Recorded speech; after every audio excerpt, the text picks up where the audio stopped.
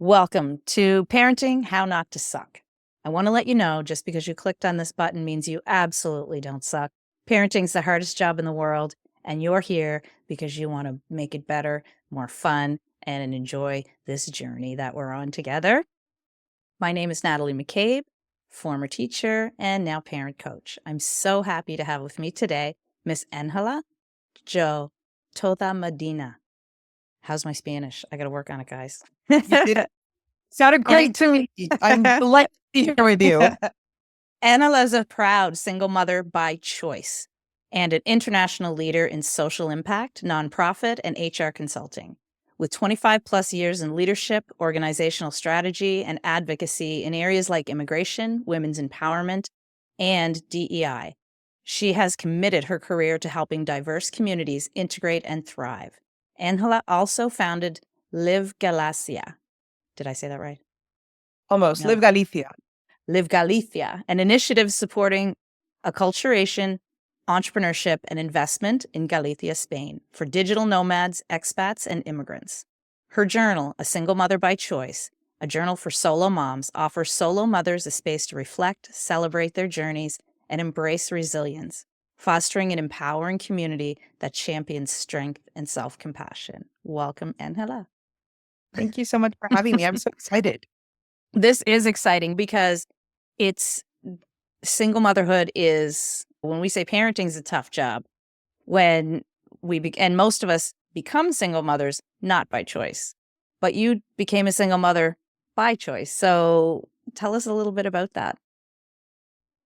So I've always had the idea that I wanted to be a mother. At one point I was crazy and I thought I wanted to have 6 children. And then I became a substitute teacher and my mother was a teacher and I told her, I need to quit this because at this rate, you're not going to have any. So then it took me after like a good, I'd say 20 years to get back to just my, that I wanted one.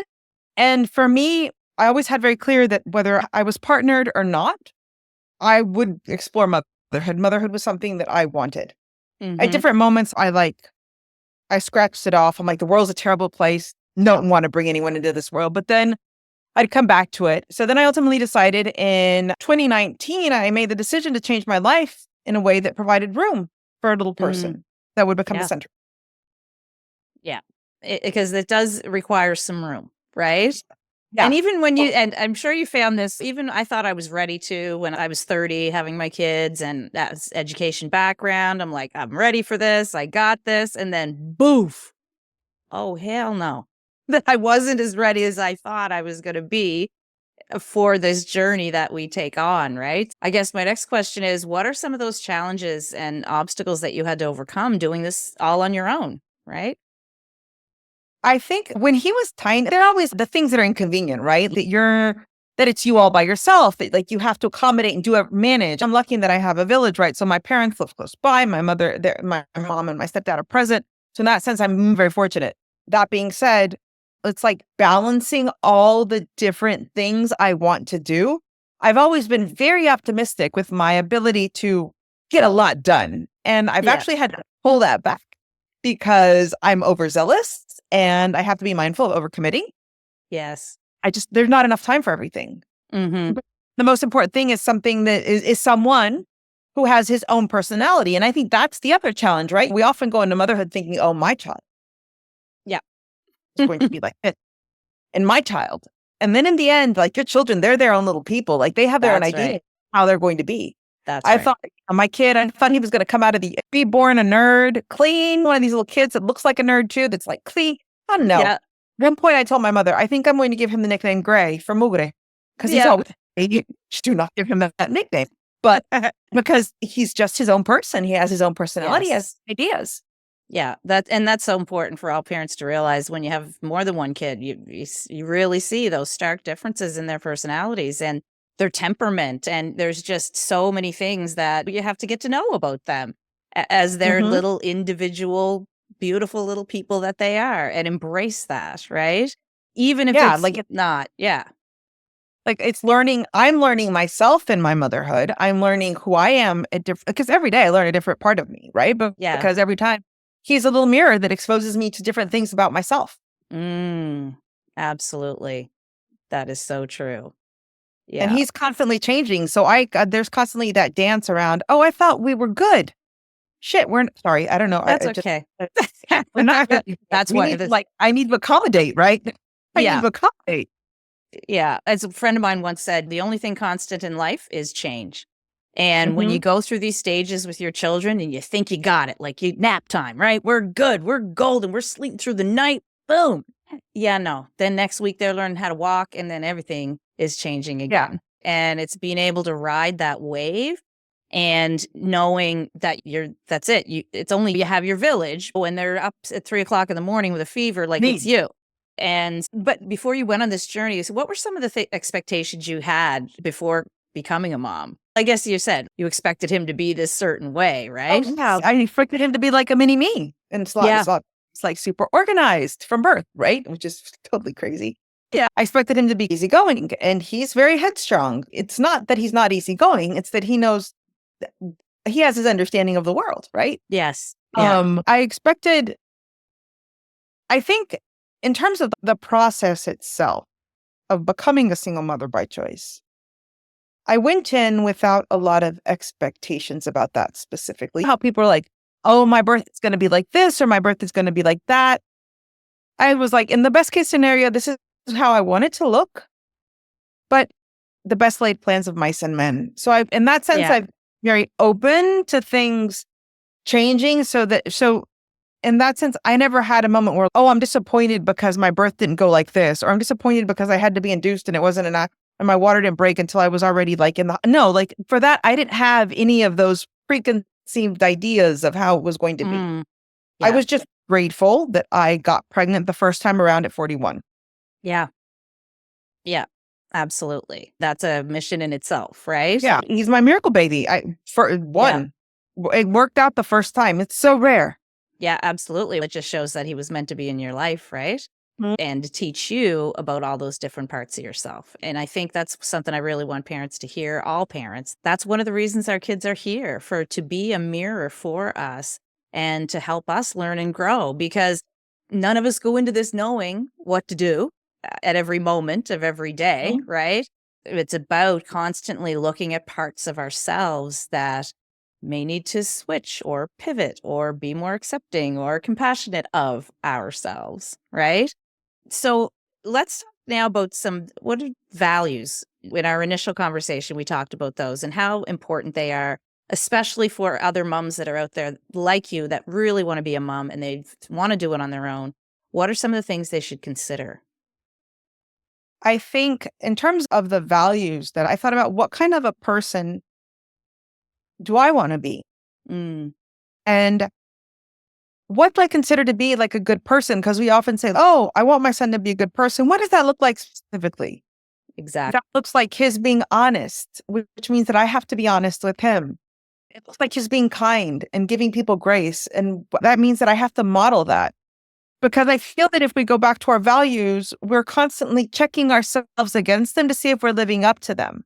Because children do not learn and this, people say it all the time, but it's not do as I say, it's do as I do, period. Absolutely. That's what they learn.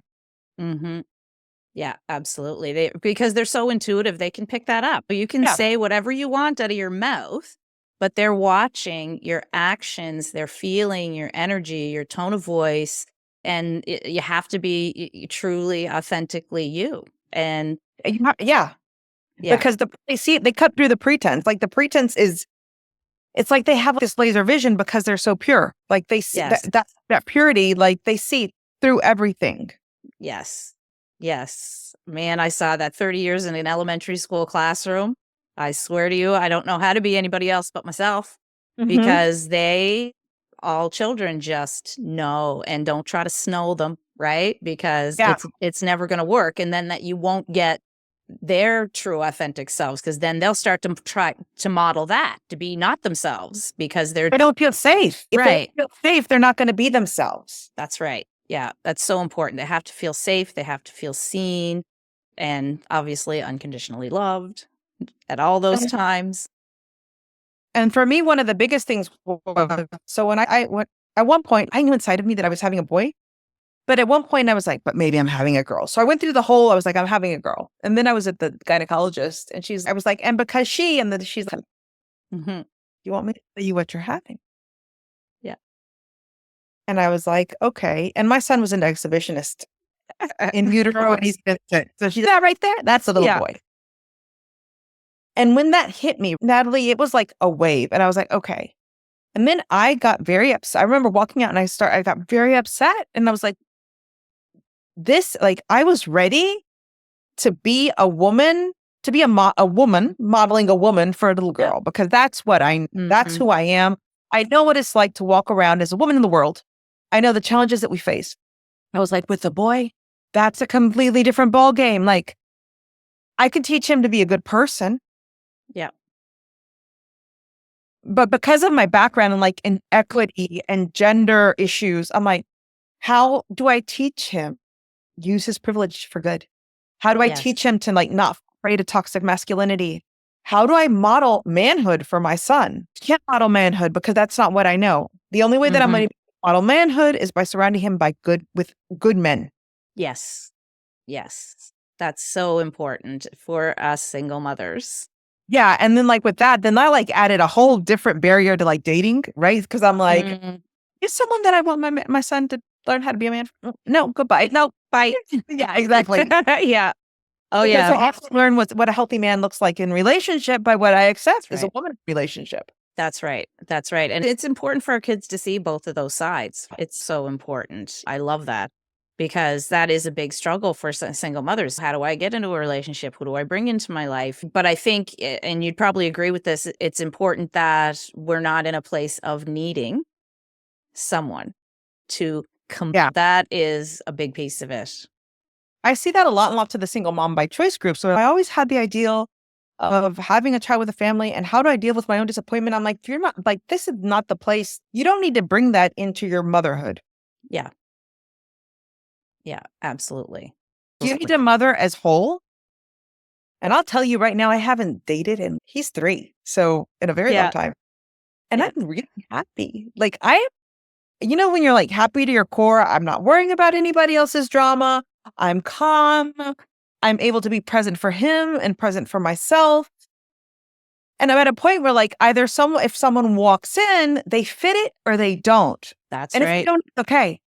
Yeah, it's absolutely okay. Yeah, I totally agree, honey. I've been single for quite a long time. My kids are grown now, though.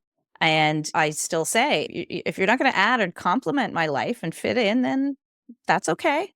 But if you do, then you do. And I think when we focus on ourselves and make sure that we are whole, that will eventually bring that relationship or new love into our view, because we're not desperately, I want, right? Because when you're from that place, that's not how you draw that person to you. And you don't want to go into a relationship thinking about pleasing the other. Yes. That doesn't have to be, as women, we're taught to be people pleasers. And I think that part of the journey of single motherhood by choice is pulling away from that, right? About that people pleasing, about filling the expectation that's put on us. It's about, no, I'm defining my womanhood and my motherhood on my own terms. That's right. And that's a very empowering place to be.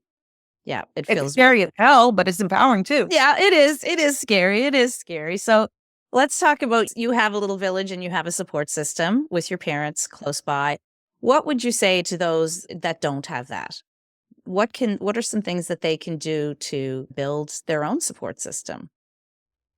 I would say get involved through the work that I do with Live Galicia, where we support acculturation, entrepreneurship, and investment for immigrants that are moving to Galicia, mostly English-speaking immigrants. One of the biggest things is like create community, connect, go places, meet people, get involved in school, not only for your child's benefit, but for yours too. You want to know what's going on. And it's through those, because if we get older, it gets harder to meet people. It gets harder to make friends. It's through constant exposure to people that we become, that trust is established. So those kinds of community groups, if you live in a small town, if you're a person of faith, maybe through your church group or through volunteer activities, through modeling some of those values. So if you're someone that believes in community involvement and community leadership and volunteering, if you take your child to do that, you're modeling that, and then you're also building community around that. Absolutely. Absolutely. I love that. And those community organizations, there's multitudes of them out there so whatever your passion is, I'd say to parents, whatever your passion is, whether that be painting, whether that be hiking, you can find groups now with the gift of the internet on Exactly. anything. I just spoke to someone earlier that said they were in a new country and South Korea and was really missing Sunday Italian dinners with her Italian family. Lo and behold, there was a Sunday Italian dinner group she found online. Exactly. Like And she started going. So it could be as simple as that. Putting yourself out. It's part of it is also like putting yourself out there. I think it's Neil Patrick Walsh that said, or Neil Donald Walsh, one of the two. Neil Donald, yeah. Yeah, that said magic happens at the edge of your comfort zone. And that's what it is. It's about putting yourself in situations that might not really be where the muscles that you're used to flexing. But the good thing about muscles is we get to build them. That's right. And that the only way to build them is to go work out, right? Exactly. And do that. And I think coming back to what we said earlier is that when you're feeling whole and you're not feeling sad, depressed, sorry for yourself, when you're feeling whole, you're in a much better space to be able to go do that, right? And so how do we get to feel whole? There's this word that's being overused these days, girl, self-care. I want to rename it because it doesn't really fully envelop what that means. What does it mean to you? And if you can think of a new name, let me know because I'm on a search. Like the way I think of self-care is space to be me. And like what that space looks like today may not look like the same tomorrow. So today that space may be that like I have 20 minutes to go sit in the bathtub. Yeah. Tomorrow that may mean that after I drop my son off from school, before I get to work, I stop and have a coffee somewhere. It may mean that some days it may mean that since it's really hard to go out when you have a little 3-year-old, I invite friends over and we have a domestic happy hour. Yes. And other days it means that it's 4:00 in the afternoon and we're not going out. We're going to hang out at home. We're going to do like that Nordic concept where everyone's like calm and quiet and candlelight. Sometimes it's that. Yes. I think I agree with you that self-care has become cliche. Yeah.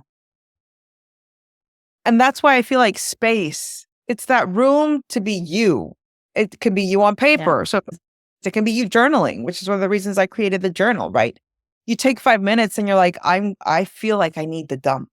Yeah. And I don't really want to dump on anybody. So I'm going to dump on paper or I manifest this.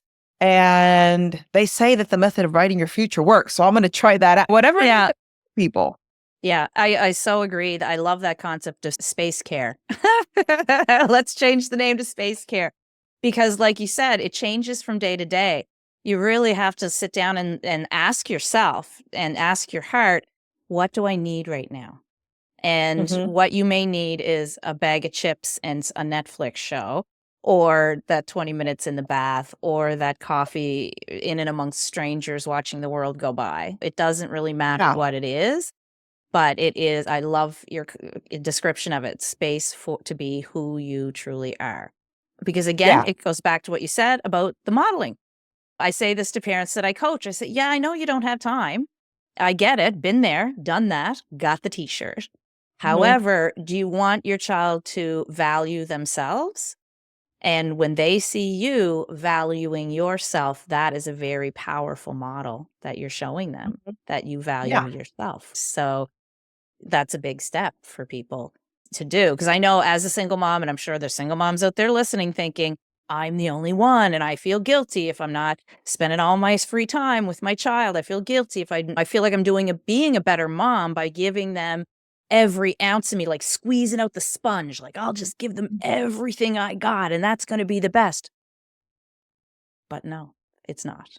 And that's when you said that about, you said you're sitting there judging yourself. I think that's the key about self-care. It's judgment free. We're not judging ourselves. Like we're giving ourselves grace. Yes. And compassion. Yes. To realize that I don't have to be all things to all people all the time. And it's impossible, right? Exactly. It is impossible. And we need that. And especially, listen, single moms need extra love. Like, they stop feeling guilty. You are doing the hardest job in the world by yourself. Look at the wins, those little wins that you're getting through every day. You got through that tantrum. Bedtime was great. You have to look at those small Isn't that things. crazy? No, but you're totally right. That was like this morning, their mornings where he's great. And then other mornings where I'm like, after I drop him off to school, I'm like, okay, we did that. That's a job, Uncle. He's happy. It's a girl. And pat yourself on the back. Yes. Okay. Let's go. Let's go have coffee now. Yeah. Because there's coffee in the morning. Yeah. No, it's important that single moms, both of us want you to look in the mirror and tell yourself that you're doing an awesome job. Focus on those little wins. Nobody's perfect, right?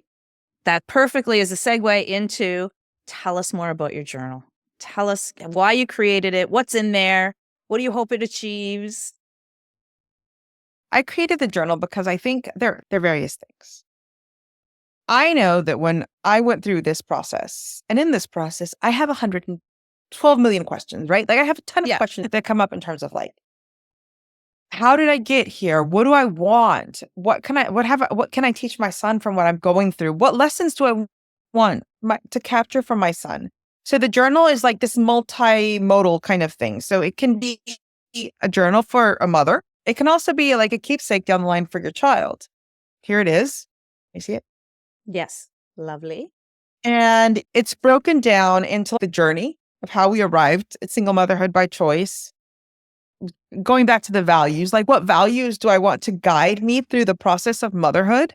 And it's also like what seems like a tier one value right now may not be a tier one value when he's 20 or 20 or 13 or 15. So it's that constant taking it and re-exploring it. It's a journal that you don't have to use all in one order, but rather you can take different pages, write the date, and keep it for posterity. Yeah. There's one about your growth, a section about your growth, which is about as a woman, as a mother, as a human being, how am I growing through this process?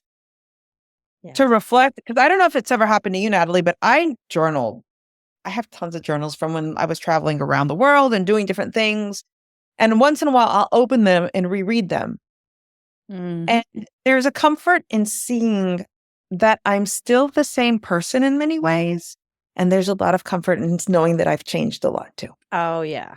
Absolutely. I've done that. Journaling is so powerful. I have one from 1998 from a trip to Europe I went on, right? Yeah. Look, and I'm like, wow. Right? Yeah. You write the things that move you at that time. You take notes so that there's a space to also take pictures, include pictures, quotes, to collage in the journal. There's a part about mothering your children because your growth is about mothering yourself. Right. Mothering children is like, how do I teach my child to walk in the world this way? I want my child to be kind. What are the steps that I'm going to take to help my child learn and understand what being kind is? Those kinds of things. And then at the end, there's a space just for you. And that's what it's called, the space just for you. Yeah. Because there are tons of things that I can't even conceive of what someone might be going through or might be thinking about. Yeah. Just to capture that space, capture that part of motherhood too. Absolutely. And what a beautiful place to reflect on all of those things, because it's so important. We're mothering ourselves and we're growing and changing as even people that don't have children. You're always growing and changing, hopefully, right? That's why we're here incarnated on this earth, is to grow and change and learn and expand. But that reflection piece is so beautiful, to be able to go back months or years later and say, wow, this was important and now things have changed. And to see your growth and the expansion right there in front of you is super powerful. And I think, go ahead. And I think that's also going back to self-care. That's self-care too. Yes, absolutely. Absolutely. Because then you can look and say, wow, and be proud of yourself and be proud of all of the things that you've considered. And I think another big piece of journaling is that intuition. It's a really clear way to hear your intuition. I started a book that I haven't finished yet. It's called The Artist's Way.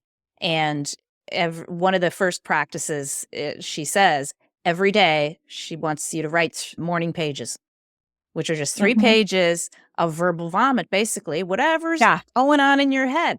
And she says you do that daily, and after a couple of weeks, you'll go back and read, and you'll be able to see pretty clearly what the other voice that's in there as compared to your intuition, right? Because sometimes that other voice isn't so kind, right? So by getting all of that out and seeing it on paper in front of you, you can say, okay, this isn't really me. This isn't true these are just thoughts that are going through my head at this point, right? Yeah. So it's so powerful. Okay. Angela, you're frozen.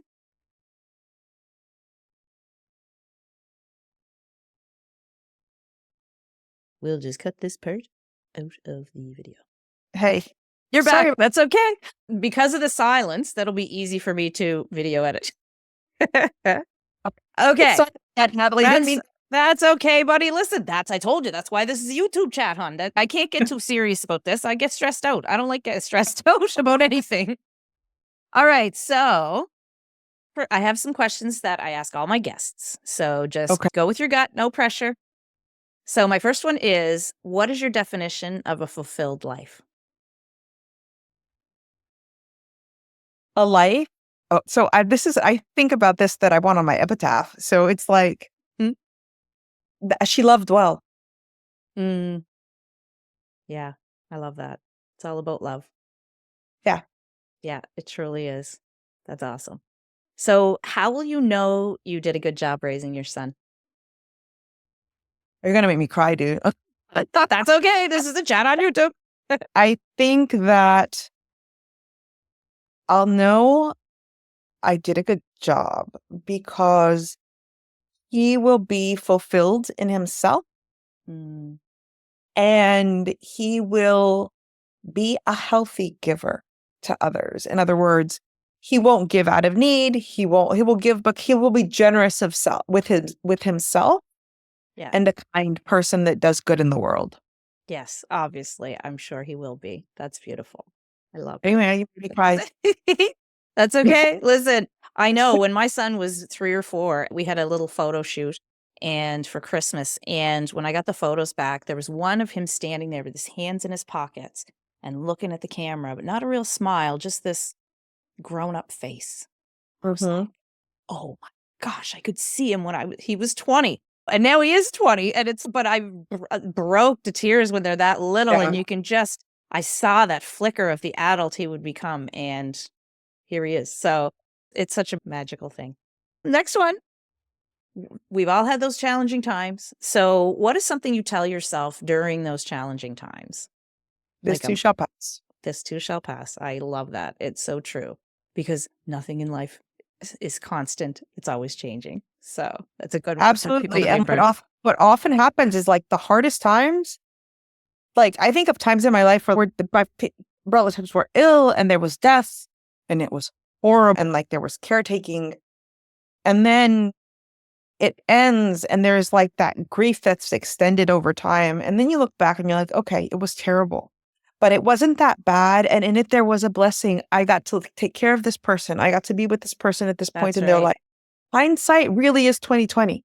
It is. Yeah. After you go through it, you can look back and see the gifts that it gave you. Not so easy when you're in the middle of it. Oh, it sucks when you're in it. Yeah. But that mantra of this too shall pass, this too shall pass. And you have to allow, I think, those strong emotions to literally pass through you. You have to honor them and give them space. Yes. You can't I know someone that I love dearly that bulldozes through her emotions. And in the end, all that catches up with you. Yeah. It's like storing it inside of you, right? You have to, emotions are energy in motion. They're meant to flow through us. We're meant to feel them, just like our toddlers when they're having a tantrum. You can't stop them from having a tantrum, right? Yeah. We can also let them know that those tantrums are not part of who they are as a person. They're a moment in time. Like That's this right. is one moment in time. Yeah. Same with emotions for us grown-ups and you guys that are single moms out there, because I know it's hard. So what's the most important thing you want people to take away from our conversation today?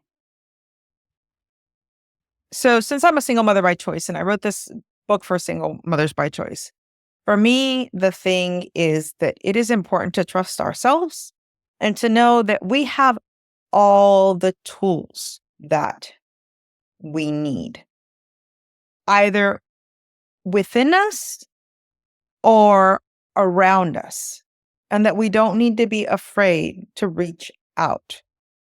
Like, it may be uncomfortable, right? But we're resourceful by nature. That's why we chose this journey by ourselves. Yes, that's true. Yeah. And trust in that. Yeah. At the bottom of every page in my journal, I have, "You've got this." Yes. As a reminder that sometimes it doesn't seem like we've got it. Yeah. But that's for every parent, I think. Yeah. Yeah. But we do. Yeah. It's not going to be perfect, but good enough is sometimes okay. Yeah. Absolutely. Absolutely. I agree. Finally, where can people find you and find your journal? So they can find my journal at www.asinglemotherbychoice.com. And if they're interested in finding me, they can find me on LinkedIn under Angela Jo Touza-Medina. And if they're interested in exploring life in Galicia, they can find me at livegalicia.com. Awesome. Awesome. I just finished a meeting, I should say, with a parent coach that she specifically coaches expats that are moving to new countries. So I think I'll probably try to hook you guys up. That's awesome. Thank you. Please do. All right. Thank you guys all for watching. We'll have all the links in the description. And thank you, Miss Angela. You said it perfectly the first time. I know. I'm sure we'll be chatting again. I hope so, Natalie. Mwah. Take care. Bye-bye. Bye.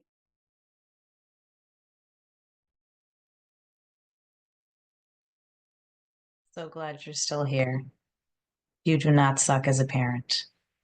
But I want you to know about something that we've created. The coaches and the experts that you see in this show, we've gotten together and we've created a community. It's called the Powerful Parenting Collective, where you as a parent can enter our group and have access to many of the experts that you see on the show, to private message them, to have a quick little video chat before you decide to hire them to help you in your parenting journey. Or maybe you decide not to do that. I want you to think about a community that is supportive, that will have events for you, free workshops, free information, and a place where you can really connect with the different experts that you've seen on this show. So click the link below and join us. Basically, think of it like a shopping mall for parents. We hope to see you there.